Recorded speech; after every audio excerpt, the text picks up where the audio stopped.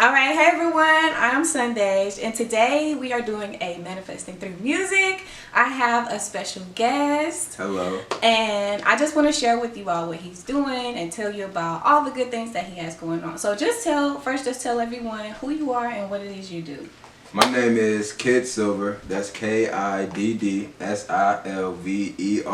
Kid Silver. And I make music. I don't like to categorize it, but I make like a mixture of soft rock and rap. So I'm starting a new genre called Dank rap. You know, Dank rap, okay. Yeah, and tell everyone where they can find you on social media and the platforms that you use the most. Sure. All social media platforms at Noop_Almighty. That's NUPE_ALMIGHTY.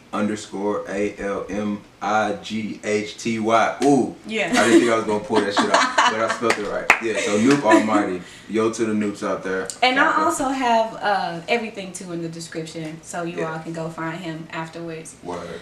All right. So to get started, can you tell us about how you got your name? Kid Silver. I'll start with the silver part. So when I was in college, I learned of a philosopher. I think it was Socrates, and he categorized society as gold, silver, and bronze. Gold being like the brainiac ass people who are secluded from everyone else.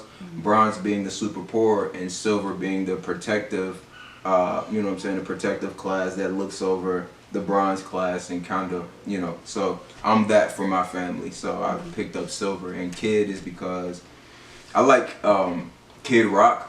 Yeah. Not necessarily all his music, but I've always liked that fucking name, Kid Rock. It just sounds swag as fuck. So I picked the kid up from there, and there you go, Kid Silver. I love that. Appreciate it. I always find it interesting when like when I hear artists and they decide to use a certain name over their government name, I guess you could say. Yeah. But I love that yours has like a lot of meaning behind it. Word. I didn't want to I went through a lot of rap names, yo. Yeah. Like I went through a lot of rap names and a lot of stupid ass rap names. Any you care to share? Bro, one of my first rap names was High C. H-I-C. It had no fucking meaning whatsoever. And when people ask me why you choose that name, I used to say, "Cause I'm juicy." Bruh. Worst decision ever fucking made.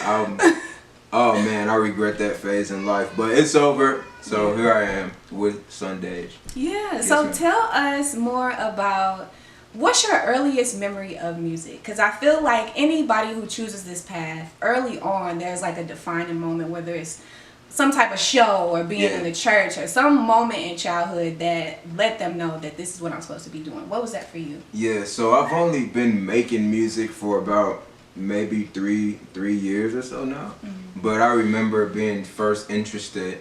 It was a specific moment. I was listening to an album by one of my all-time favorite rappers, T.I., and it was trap music. It was a song, No More Talk. So it was one of the filler songs that everybody else would say. It wasn't like on the radio and shit like that.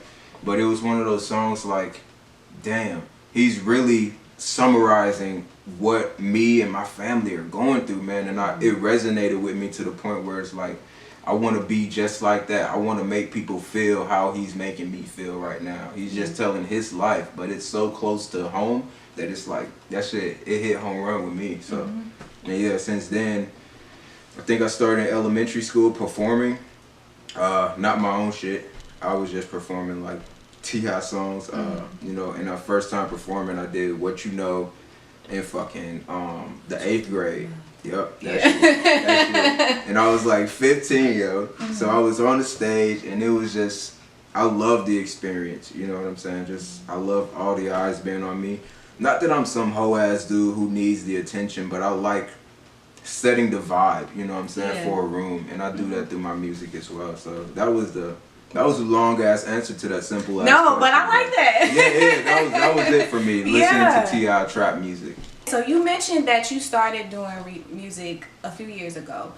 what was the transition point to where you're like, okay, I'm done just doing this just because I love it and it's something that's a part of me, to now I'm going to take this to the next level? Easy ass answer. Okay. I don't want to work a fucking job. Right. Easy ass answer. Like, when I was in college, right? So, like, I've been making music longer, but I just started really taking it serious to that point. Like, when I was in college, I fucked around through connections of my fraternity. I'm a Kappa, shout out KSI, yo to the noobs.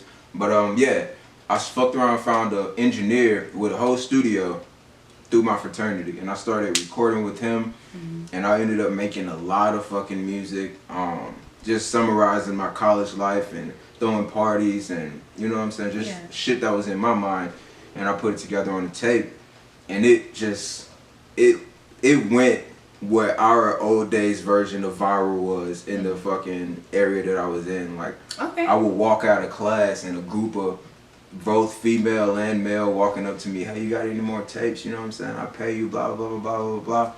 And that was where it was just like, damn, I can do something with this shit. Yeah. You know what I'm saying? Like, motherfuckers willing to buy this shit? All right.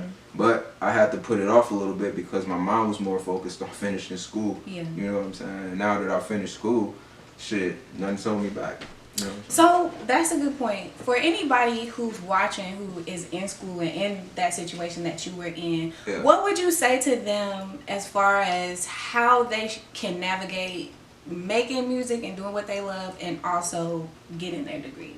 Prioritize, man. You know what I'm saying? Like, and make sure you're doing what you want to do, because I learned that college is not for everybody, and in no way does it guarantee success. Yeah. You know what I'm saying? I know people with masters making $12 an hour, you know what I'm saying? And then we're growing to an age where that's becoming less and less significant, I believe so, because I'll go to jobs and they'll say I'm overqualified, then I'll go to some jobs and I'm underqualified. Like, what the fuck did I just go to college for? Right, you know right. But yeah, so I would say to them, just know what you want to do, or kind of determine which one is more important to you. You know what I'm saying? Not necessarily telling kids to drop out of school, but I mean, do what makes you happy. Live for you, man. You know what I'm saying? Just do your thing. If music makes you more happy than the thought of having your dream job, then I say go for the music. I mean, you only live once. You can always go back to school. Like I said, I'm not telling kids to drop out of school or anything. I'm just saying, like. And I think every situation is unique, right? You hear stories all the time about, even outside of music, like, was it Steve? I think it was Steve Jobs who started college and didn't finish, you know, and look at what he's created.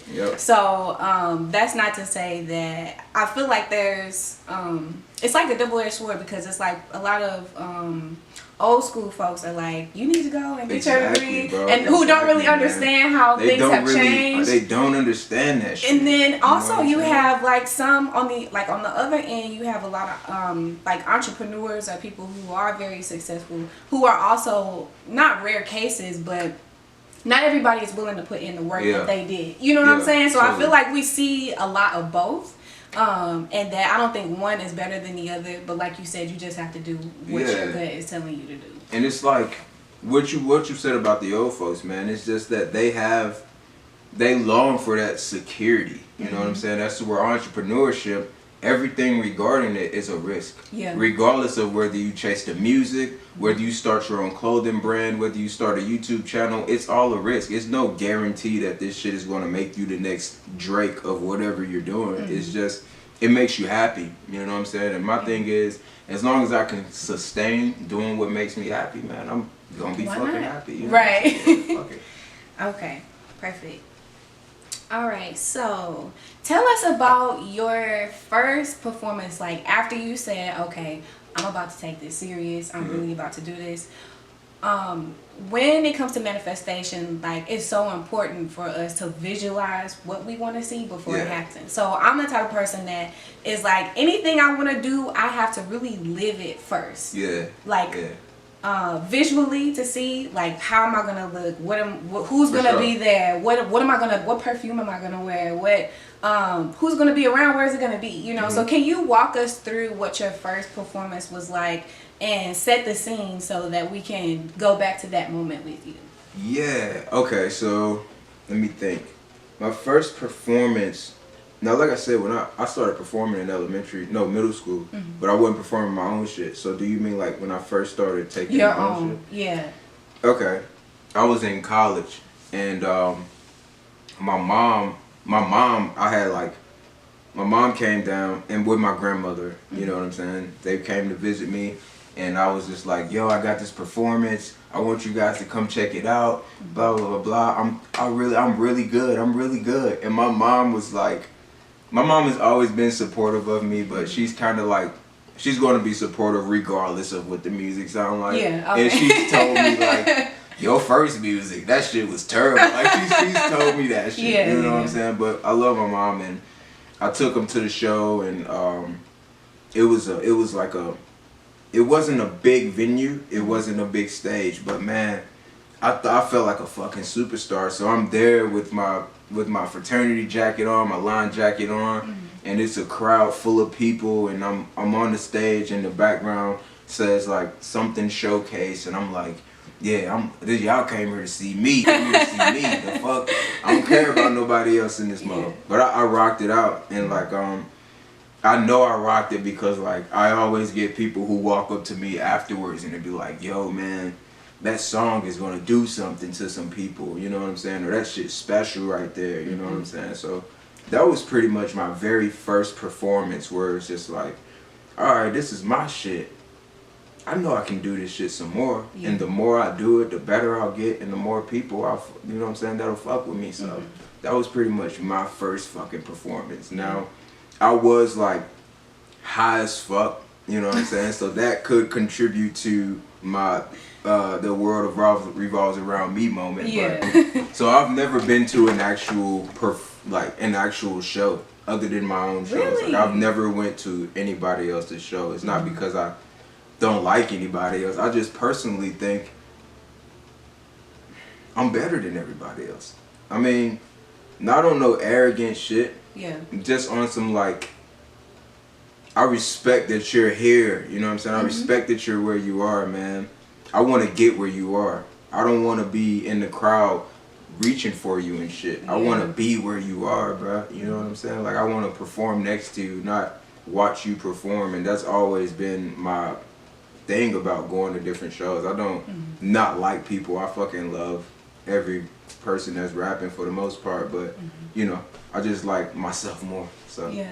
Where are you from? I'm you from said St. you Louis. have your family. You're from here. Okay. Yeah, I'm from St. Louis, born and raised. Yep. But when you did you go to school somewhere? Yeah, I went to school in Louisville, Kentucky. Funny story about that. My engineer, who I got put on when I first started rapping out when I was fucking 19. He's actually the same engineer that is Bryson Tiller's brother. What? Yeah. So Bryson Tiller blew up after I graduated, and I was just like, damn. Wow. It's crazy that we were so damn close. So close and so far. Okay. How do you feel like social media influences your ability to connect with your fan base compared to live shows? And I ask because since the quarantine, you know, all that stuff happened earlier this year, I've seen a lot of artists do live performances on like on Instagram or Facebook or whatever. Yeah. And so tell me, like, how do you feel about this shift, I guess, that's taking place since I know a lot of places are kind of opening up now, but just how did you navigate like that space? When the quarantine hit, it kind of fucked me up in a few ways, just because I had a few things lined up as far as like businesses, you know what I'm saying, going out to travel, and all of that shit pretty much came to a halt. But as far as what you're speaking on with interacting, I think it kind of opened my eyes, and because I'm not a social media person, you know what I'm saying? Like, I would not post on social media for real had it not been for knowing people want to fucking see me out there and type shit. So it kind of really like, yo, gave me the opportunity to just sit down and just be like, yo, you need to do this shit, you need to do this, you need to do this. And I didn't have no excuses. Why not just get on social media? And I've done like live performances on there as well, acoustic performances and things like that. So I think it affected me in a sense of giving me the platform and taking away my excuses not to use the platform. Yeah. I guess you could say. And personally, it affected me just because I think it affected everybody. Like it set everyone down and kind of be like, yo, what do you want to do? You know, because taking it to a different conversation, the middle class, the quarantine showed that the world can eliminate the middle class of citizens, bro. Like, people got laid off. Those were all the middle class jobs that they, under pressure, realized, we can get a robot to do this shit. Yeah. So soon it's going to be the rich and the poor. You know what I'm saying? So it kind of like sat me down and just asked myself, which one do you want to be, Nick? Yeah. Do you want to be struggling? You know what I'm saying? Do you want to be struggling, or do you want to like take a chance on yourself and really get this shit cracking? And that's obviously the second one is the one I went with. So you know what I mean. You know what's funny? I feel like even I wouldn't consider myself to be an influencer, even though I'm on YouTube and I use social media as a tool to grow my own personal business. Right. But I feel like a lot of artists have a love-hate relationship with social media. Yeah. Like you were saying, because on the one hand, it's like, who wants to be constantly posting, you know, or subject to all the things that come with that. Work, you know, it takes a lot of work, and I think a lot of people don't understand that. But at the same time, it's like, okay, well, this is the way, you know, especially now with this time that we're going through with the quarantine and all of that.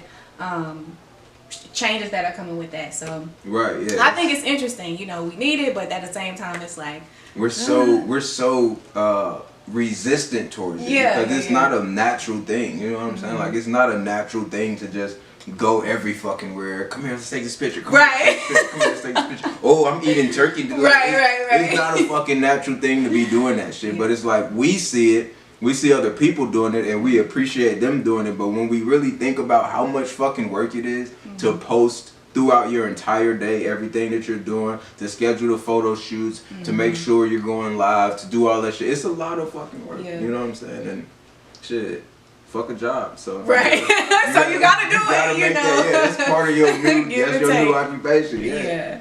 So if you weren't doing music today, what do you think you would be doing? That's a good question, actually. When I was a kid, I always liked drawing.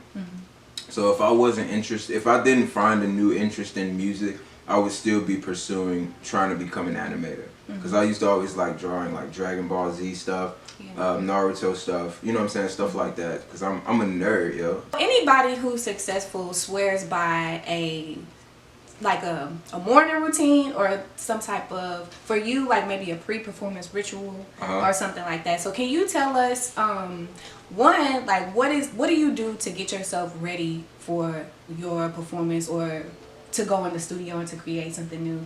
And then, well, I'll start there. Okay.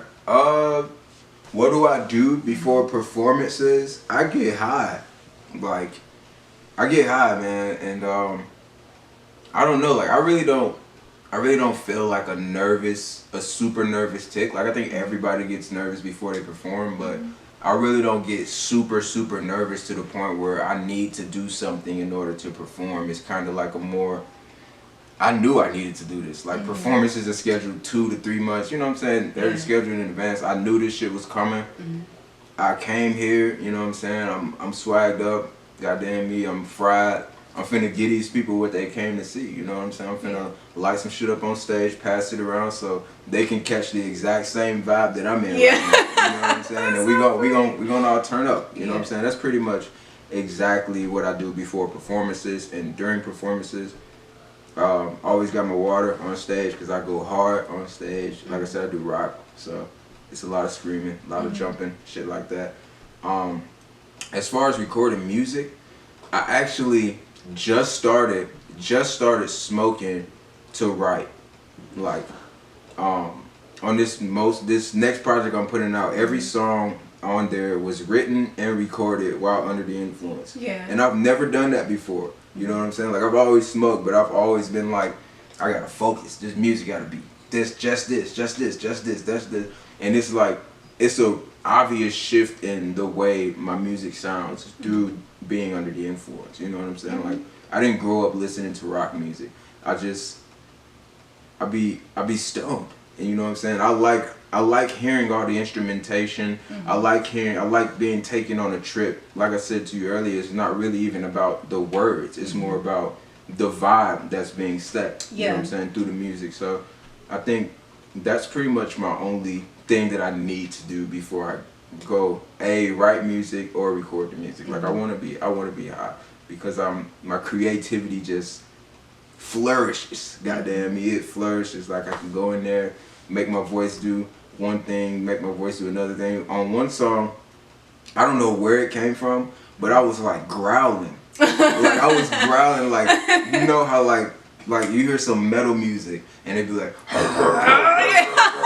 I was doing that shit. And I was just like, I walked out of the booth, yo, and I was like, bro, where the fuck did that come from? And he's like, I don't know, man, but shit sounded tight to me, and I was just like, all right, cool, shit, keep all that. Let's keep it moving. That's pretty much my ritual. Lighting up a doobie, full of dank, and smoking that shit. You know what I'm saying? That's it. Yeah, you know, I've heard a lot of, like, I feel like that's a really common thing. Like, I've heard Jhené Aiko talk about it. I've heard Chris Brown talk about it. I've heard Tinashe. I don't know if you're familiar with her music. Yeah. A lot of different artists have their own, like, pre-performance, pre-recording rituals. So tell me about some of the artists that you collaborated with, and then also any that you would like to in the future. Okay. For the most part, I've done most of my collaborations locally. I love St. Louis. I think this city has more talent than anywhere in the fucking world. Yeah. It's just that we're so talented. Everybody here believes I'm gonna be the next thing, and it could be true, but everybody here is willing to step on the next person in order to get to that level. So most of my collaborations have been here. My guy Shadow Man Ninja, he's dope. Fucking Phoenix Keys, you know, he's dope. Mookie T. Oliver. So my latest project, I wasn't going to drop the title, but I'll drop the title. It is called Far From Home. And basically, I only have 3 projects. I have Crimson Dreams, Further and Beyond, and this next one is Far From Home. And they're all a continuation of the previous one. You know what I'm saying? So Crimson Dreams, that was the one I was telling you about. I was in college, rapping about being in college, but I was also rapping about being a kid from a struggling family who's coming to college in order to make not only my life better, but all of the ones that I love, all of their lives better. And then Further and Beyond was, you know, me taking that next step on some, damn, I don't want this to be a fucking hobby anymore. I want to make songs that people enjoy, and I want to tell my story through those songs. That was Further and Beyond. And then Far From Home, it's a metaphor in so many different ways, because like I just made the conscious decision to travel across the country. You know what I'm saying? Like, I'm in California, like that's where I live currently. I'm far from home in that sense, but also because if you listen to the music and listen to my old music, I'm so far out of my comfort zone. You know what I'm saying? That it's like I'm far from that shit. I'm out of my comfort zone. Everything that I'm talking about is my life currently. And honestly, I think Far From Home is the tape that I've put the most emotion into without putting so much bullshit into. You know what I mean? 'Cause like, can you elaborate on that? Yeah, absolutely. So on my last few projects, like, I would talk about my story, but I would always make the music for my surrounding peers. Meaning, like, I'm a ghetto child, you know, that's generally what my surrounding is. Like, I'm making songs that I think this crowd will want to listen to. And Far From Home is the opposite of that. I'm making songs that I know I want to listen to, you know what I'm saying? So it's like, it's completely me, you know what I'm saying? It's I'm giving you me unapologetically. Because now that I look at it, bro, I don't give a fuck what people think of me, my music, or any of that shit. You know what I'm saying? Like, we don't realize we're all individuals. So I could see something this way and you see it a different way. Yeah. You know what I mean? So at this point, I'm kind of just making a decision to live for myself, and who fuck with me, and who don't, fuck them. You know what I mean? That's far from home. And it's rock influence, I would say, but it's a lot put into it. You know what I mean? Like, I say outside of rock. Outside of rock, Okay, yeah. Like, it's not just a bunch of dumb screaming shit or anything like that. It's really a heartfelt tape. You know what I'm saying? Like, I let my mom listen to every fucking thing just because she did not fuck with my music when I first started, and now she loves it. So I let her listen to it, and she made some comparisons I would have never even thought. Like, she listened to some songs and she was just like, damn, did you sample Prince on that shit? You know what I'm saying? So it has a real 80s vibe to it. Okay. Which is, I think it's cool, because it's not like, it's different as fuck. I think you guys should check it out. You should listen to the shit and just vibe out with me, because we're all going through life, you know what I'm saying? And it's just like, we be on so similar paths, but like I said, the individualists kick in, and we start to think we're alone, or we're the only people who are on this path, and we're not. You know what I'm saying? Like, plenty of lonely souls out there. Fuck with me, fuck with your boy. You ain't gotta find your place alone. Goddamn me. And that's how I see shit. Yeah. Okay, so 2 more questions. Alright, bet. First one, when you think about manifestation, what comes to your mind? Manifestation, honestly, having a vision and really setting the goals to transform that vision, that dream, into your reality. You know what I'm saying? That's what manifestation means to me. So that could mean making a decision to drive across the country knowing there's more opportunity there. Or that could mean going to buy a camera and starting your own YouTube channel. You know what I'm saying? Last question is, so I have my brand I was sharing with you before we started rolling. Yeah. The VIP vibe, and the purpose was to really just focus on how you can really monetize what you're passionate about in a few words. So with that though, I would consider, like, I would say that you are living a VIP life. Like, you're an artist, you just travel across the country to pursue music and take it to another level. But I also think of just like your own ideal experiences. So when I asked my audience what comes to mind when they think of VIP, somebody said like flight upgrades or private dinners or a private jet or something like that. When you think of VIP experience, one that you've had or that you like to have, what comes to mind? Aside from like the music and what you're doing as far as your lifestyle is concerned. That is a very intricate question, I think. It's so much more than what it is on the surface. But VIP, damn.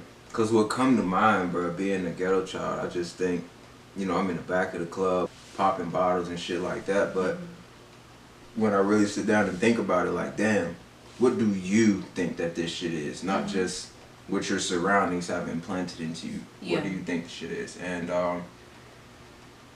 I would say it's just being comfortable with who you are to the point where everybody respects who you are.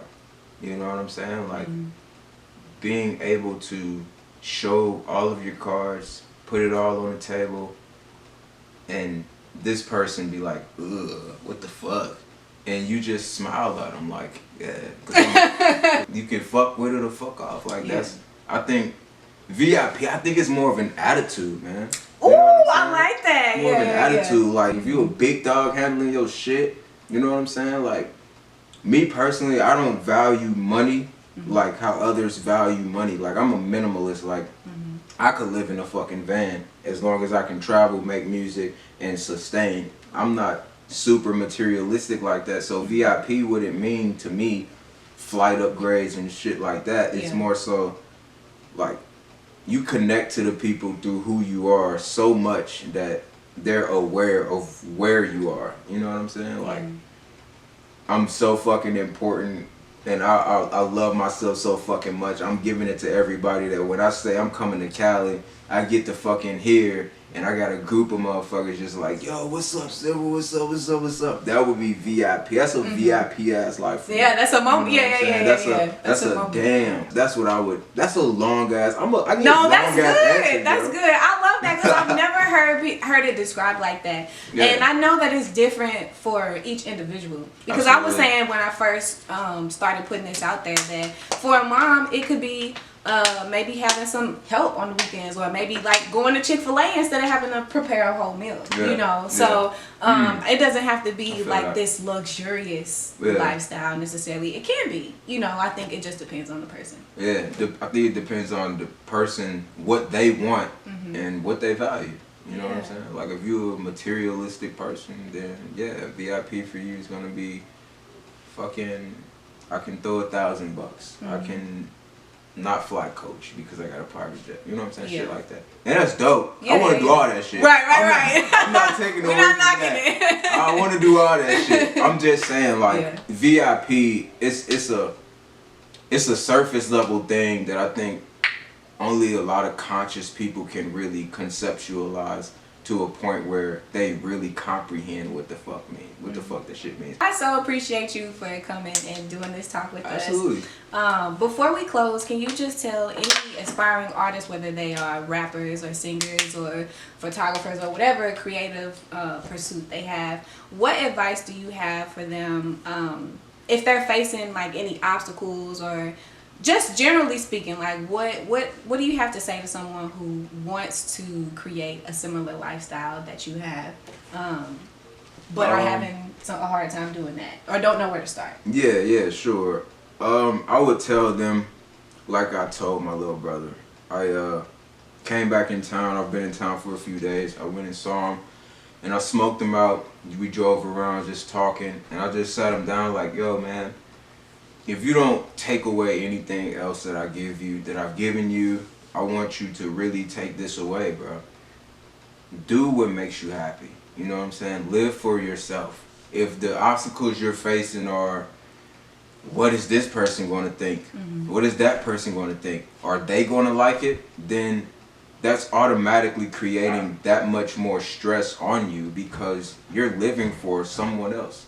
You have to live for yourself. Do what makes you happy, and once you figure out what'll really make you happy, bro, go to fucking YouTube University, like Google University, it is bro. a All university. of that shit out there. Yeah. All of that shit. I watch plenty of videos on marketing strategies, promotion strategies, all of that shit, and that is that type of shit for every career out there. It's fucking 2020, bro. Like, don't live in the fucking Stone Ages thinking, I gotta do all this. I gotta go to the library. I gotta blah blah blah. I mean, that shit cool, but it's 2020, bro. Like, Google that shit, Siri that shit, Alexa that shit, and they gonna tell you exactly step by step how you can do this.